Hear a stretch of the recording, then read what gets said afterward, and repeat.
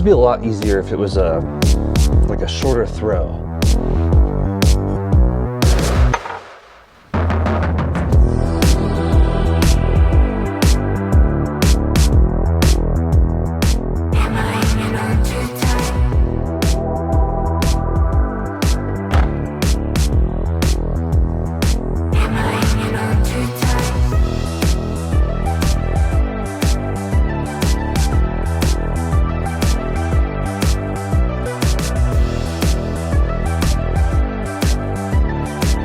About 3.5 inches from the front to rear.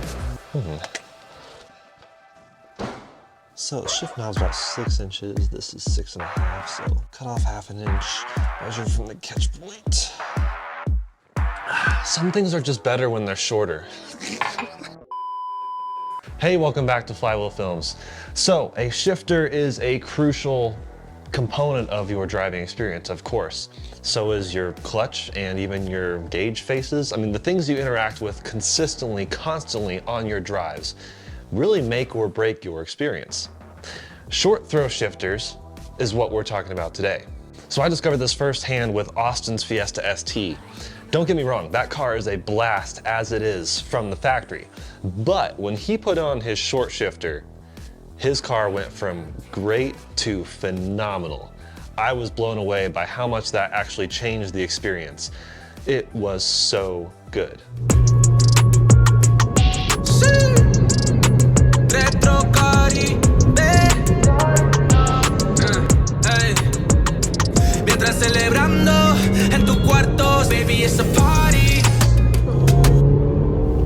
But why a short shifter? Well, it makes shifts ever so slightly faster, sometimes noticeably, maybe a bit notchier, a bit more precise.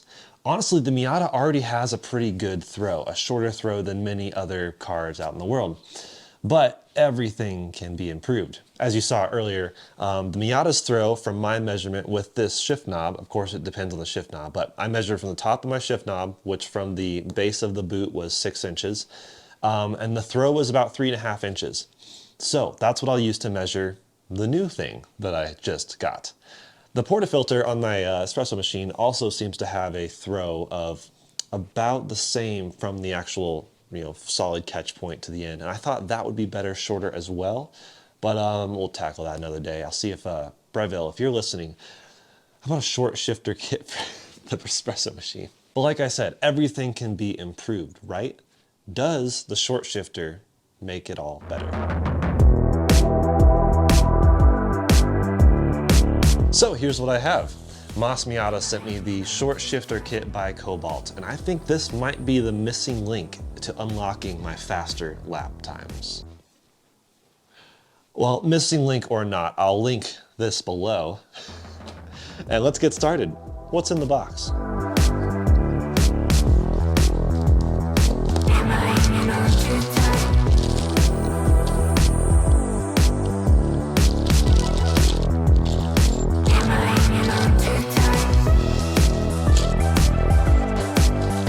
So here's what we're looking at. The actual shifter assembly, 3 bolts, the adapter block, which is this cool looking metallic thingy-majig, the wavy washer. Oh, I see. Okay, so I thought some parts were missing, but they actually just helped me out. The wavy washer, the black upper bushing, and the white adapter bushing, looks like they're all pre-installed inside this adapter block. So how does this thing work? Well, it basically moves the fulcrum up a little bit down here, which shortens the actual total length of the shifter throw.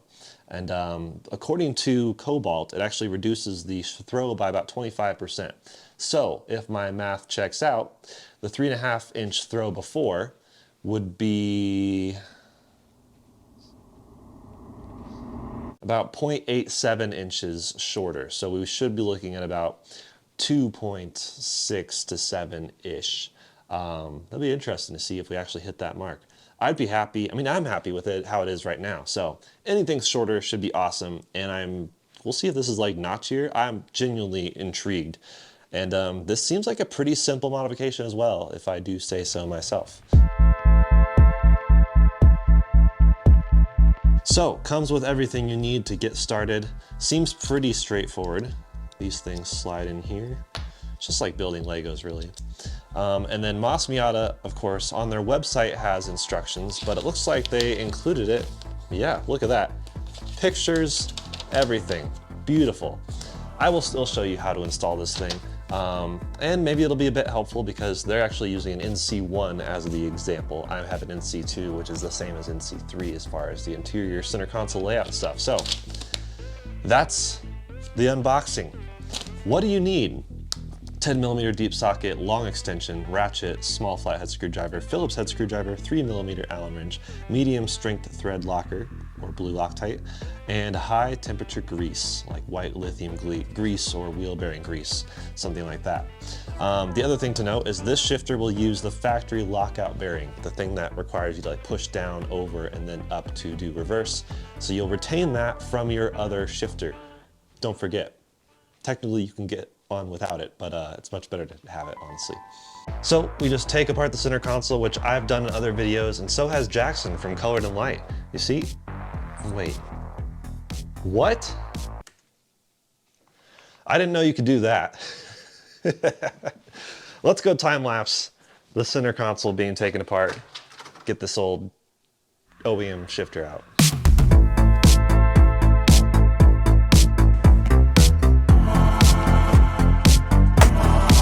Well, I'll be. This makes it so much easier.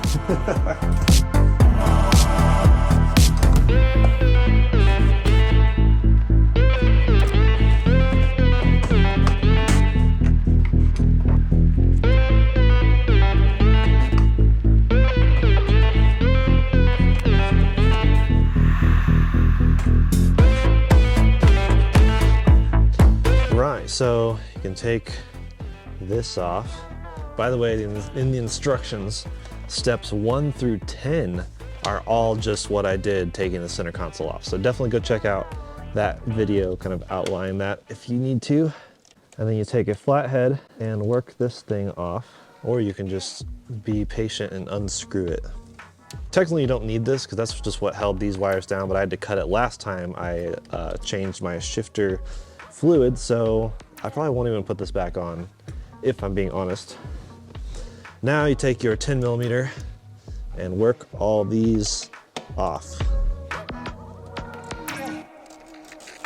And you do probably need a deep socket because they are pretty long bolts holding these things on.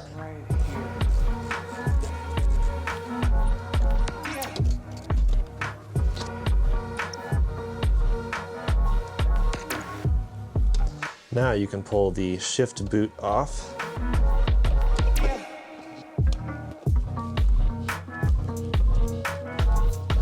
And you can just really gradually work this rubber thing over the shifter. Just easy does it. There we go. Now you have access to the lower shift boot, which is kind of stuck onto the transmission tunnel. Pull up on the adhesive, then this pulls up like so. Now you'll want to have a rag ready for the next part because you'll pull this out after you do the next couple bolts. So once again, 10mm, pulling the reverse lockout collar out, and make sure the shifter is in neutral at this point, by the way. I know some people park it with the car in gear, which is a nice security thing, but for this, make sure it's in neutral. And once again, we'll be retaining this lockout collar for the new shifter, so keep it handy.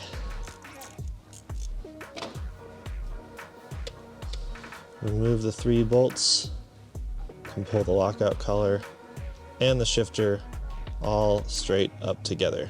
The shifter itself, all its glory, OEM baby. And now is a moment where if you want to, you could use like a turkey baster or something small to get the shifter fluid out and then put new fluid in. I believe it has a 80 to 250 mil range of fluid, which is a wide range. I'm not sure why they do that, but the NC, and I have the 6-speed transmission here, has a separate reservoir from the transmission for the shifter itself. It's not like the NB 6-speed where it was all shared. So this is a separate thing. However, I just replaced that fluid not too long ago, so I'm just gonna leave it as is. But that's when you would do that. So the fact that mine wasn't actually dripping means it was a tiny bit low, because the oil level should be like halfway up where this shifter ball is sitting in the turret. So I can add a little bit of oil now. Turn the black shifter ball bushing slightly so you can find the gap between the ball and just kind of wedge it off. There we go. Pop the black plastic shifter ball bushing off the shifter ball. You can just find a little crevice once it's twisted enough at the bottom and pull it off with the flathead screwdriver. Should come off pretty easy. You have to remove the reverse lockout, which is done with a couple of retaining tabs. So that comes apart like that. And then these two sections. So now that we are back inside with the shifters side by side, I wanted to point out some of the differences. But basically just look at them side by side. This one's like twice the weight, which is funny. It's the OEM one.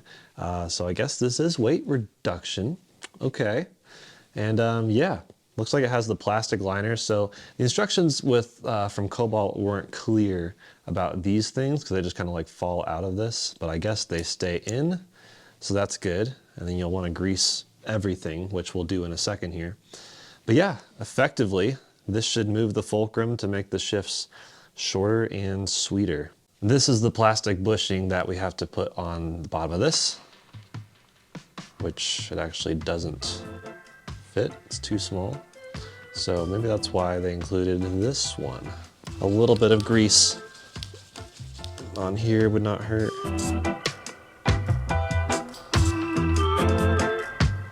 Especially just to get it in there.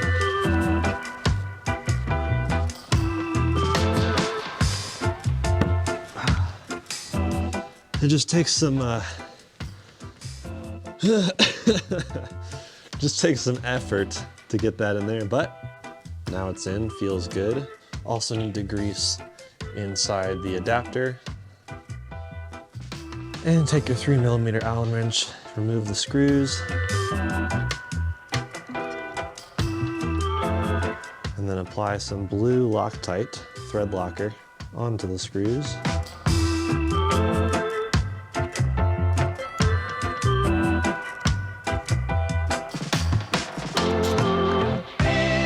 All right, now I'm gonna take the new shifter and everything, take it out to the garage, bring the grease with me just in case, and we'll get it installed.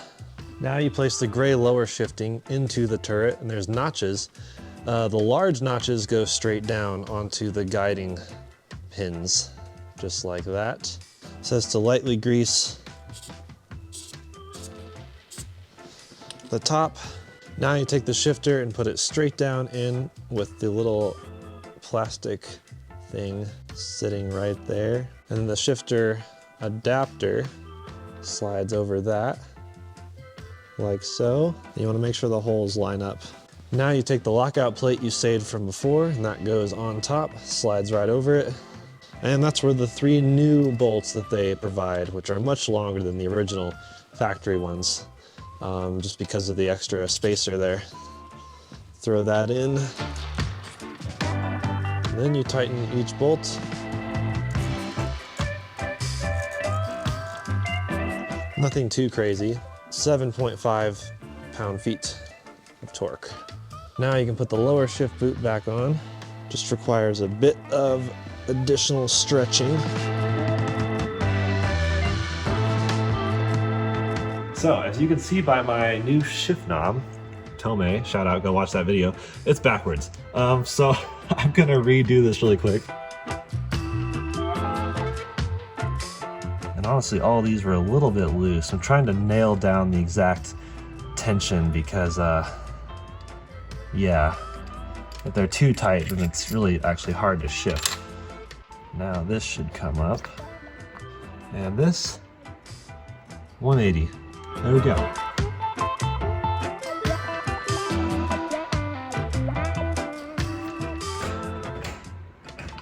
A tighter than OEM feel, that's for sure. And I feel like it's not a bad idea to, check on that every so often anyways. There we go. Everything's good. Now, put the center console back on, which is really not that hard anymore. Done it like 300 times. I think the first time I did it was when me and Cameron replaced the head unit like 2 years ago. And what we didn't know then was that this comes out, this boot. Oh yeah. Remember how hard it was to work that over that? Yeah, we were fighting that. Yeah. So that's cool. But the one tricky part of this, I feel like for everyone, is these clips, which are the window power switches, which I've remembered 90% of the time.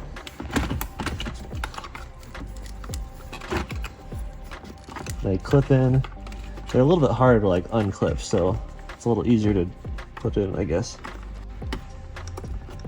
There we go. Clips everything down. Let's go ahead and put this on, which should now sit correct. Because that was going to drive me nuts. Sure, I could have done it how it was. And I'm really liking this shift knob so far.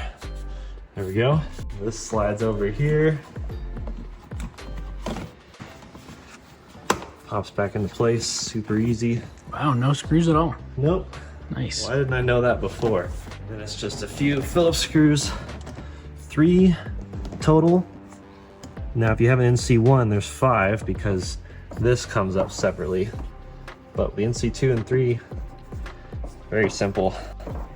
And then this pops on. That. And the last screw in here.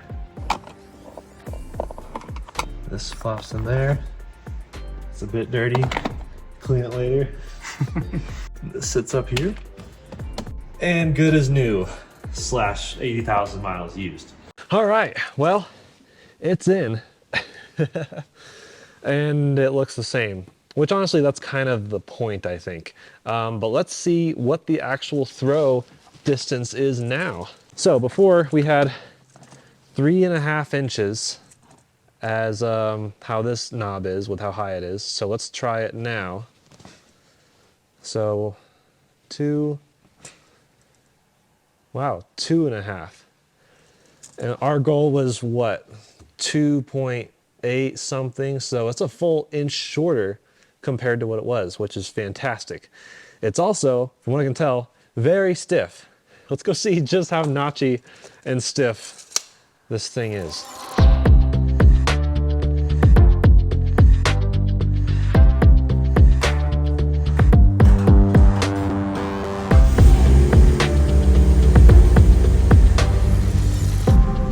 I can already tell you, holy cow, it is notchy.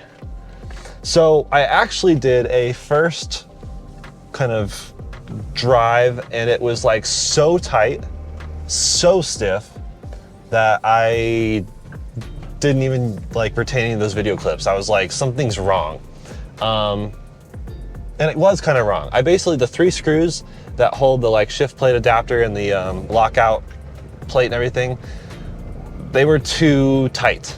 And so it really like made the shifter like hard to move, I guess. I didn't realize that was a thing, but you know, I didn't have a torque wrench that goes that low to what I say, 9 foot-pounds or something like that. So I loosened them a bit, but still had them like tight so that they're not going anywhere. And it feels definitely much better. It is very notchy, which is kind of awesome. It almost like makes me forget I'm like in gear because the throws are so short. Like the throw now is the equivalent of the throw before, going from like 3rd to neutral. So I keep thinking in my head like, wow, I must not be in gear because I didn't go that far back. But that's just going to be a learning curve, I think, with this short throw shifter. But that's fun. It's precise, it's notchy. It's a little bit harder to do. I mean, it is more like stiff than the OEM shifter, but it's very exact. I don't know. I'm trying to figure out how to describe it, but I think I like it. I could go either way, and I could see why some people would not go this route and end up disliking it. But if you want that notchy, fun, sportier driving feel, this really will do that. And I mean, it's better than it was even last night on my drive home from downtown. So I guess it kind of had to break in a little bit, which makes sense. Like it's getting all the grease in all the different little areas. So that's kind of it for the drive. You know, that's a solid shifter. Honestly, I could see myself going back and forth. I love the feel of the OEM one. This is cool, this is fun, this is different, and I'm okay with that. I could see why someone else might not be. I don't know if I can go back to the OEM because I lost a bolt. It's somewhere like down in the emergency brake area, which is a little sketchy. So that's it. That's a nice little quick drive. Very notchy, very stiff, very fun. Let's go talk some final thoughts.